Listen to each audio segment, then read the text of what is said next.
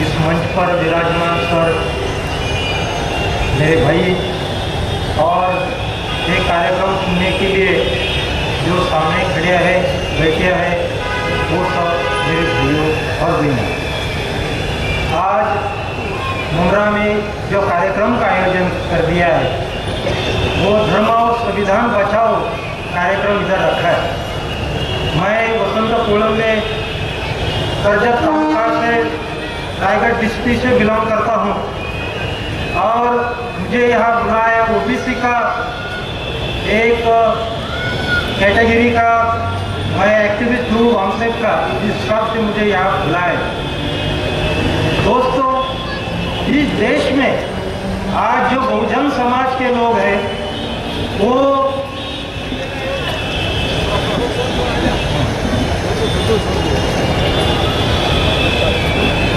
जो हिंदू हो या मुसलमान हो, सिख हो, बुद्धिस्ट हो, ये सब लोग जो है बहुजन समाज के 85% लोग वो समस्याग्रस्त लोग हैं यहाँ के। उनके शिक्षा का प्रॉब्लम है, उनमें दारिद्र्य पॉवर्टी उसमें है, उन लोगों की नौकरी की बीमारी है, नौकरी में ये गवर्नमेंट सर्विस में उनका परसेंटेज नहीं है और वो भयग्रस्त समाज के बने हुए लोग हैं। इस देश में दो तरीके के लोग हैं, एक शोषण करने वाले लोग हैं और जो उनको शोषक लोग कहते हैं, और जिनका शोषण होता है वो शोषित लोग हैं। तो 85% लोग इस देश में जो है, जो हिंदू हो, मुसलमान हो, सिख हो, ईसाई हो, जो लोगों का शोषण होता है वो शोषण करने वाले लोग इस देश में 5% हैं। और अजब बात यह है कि जो 5% लोग बहुजन समाज का शोषण करते हैं वो मुसलमान लोग इस देश में 15% है, उनको माइनॉरिटी कहते हैं, अल्पसंख्यक कहते हैं। वो खुद अल्पसंख्यक है लेकिन 15% पॉपुलेशन वाले मुसलमान लोगों को वो अल्पसंख्यक कहते हैं। ये जो शोषण करने वाले लोग हैं वो लोगों ने एक कॉन्स्पिरेसी बनाई है, षड्यंत्र बनाया है। क्या किया ये लोगों ने? ये लोगों ने जो लोगों का शोषण करना है उसके लिए जो अपना बाप जादों का इतिहास होता है उसका विकृतीकरण कर दिया है इन लोगों ने, और ये विकृतीकरण करके ये लोगों का शोषण करते हैं लोग। मैं गुजरात का रहने वाला हूँ, मैं देखता हूँ हमेशा कि जो हिंदू मुसलमान दंगल होती है या दूसरे बुद्धिस्ट या हिंदू की दंगल होती है उसमें हमेशा ये लोग एक तरीका अपनाते हैं, शिवाजी महाराज का नाम लेके ये लोग दंगा फसाद करते हैं। अभी देखो शिवाजी महाराज जी देश में हुए हैं, उनके सैन्य में मिलिट्री में 33% मुसलमान लोग हैं। मैं इतिहास का थोड़ा सा अभ्यास किया है, 33% लोग छत्रपति शिवाजी महाराज के सैन्य में है। शिवाजी महाराज के पहले सरसेनापति नूर खान बेग है। शिवाजी महाराज के फॉरेन मिनिस्टर काजी हैदर नाम के मुसलमान है। शिवाजी महाराज का जो चित्र निकाला है आज हम देखते हैं, ऑफिस में देखते हैं, वो मीर मोहम्मद नाम के मुसलमान चित्रकार ने निकाला।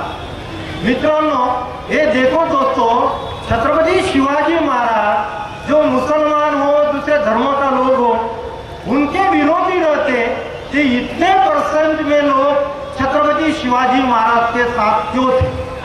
और वो लोग बताते हैं शिवाजी महाराज कि मुसलमानों के विरोध थे, ये ऐसा हुआ है, वैसा हुआ है, लेकिन इतिहास ये बताता है कि ऐसा नहीं है। इसको इस इतिहास का विकृतीकरण करते हैं।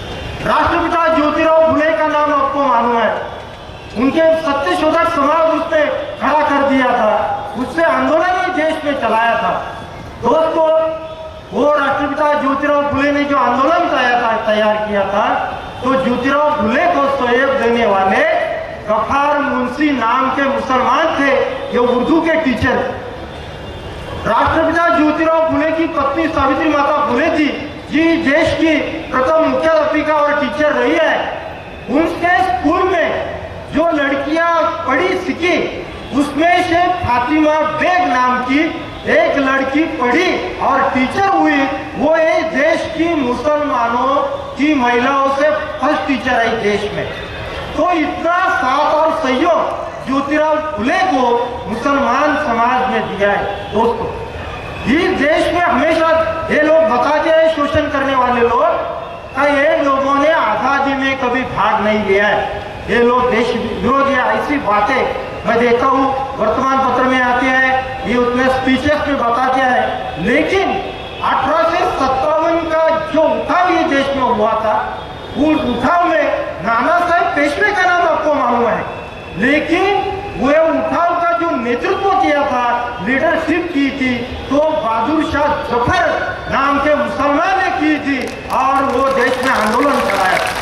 इस बात को आपने ध्यान में रखना चाहिए। उनको ब्रिटिश ने पकड़ा था वो टाइम पे और रंगून में लेके फांसी की सजा उनकी दी थी।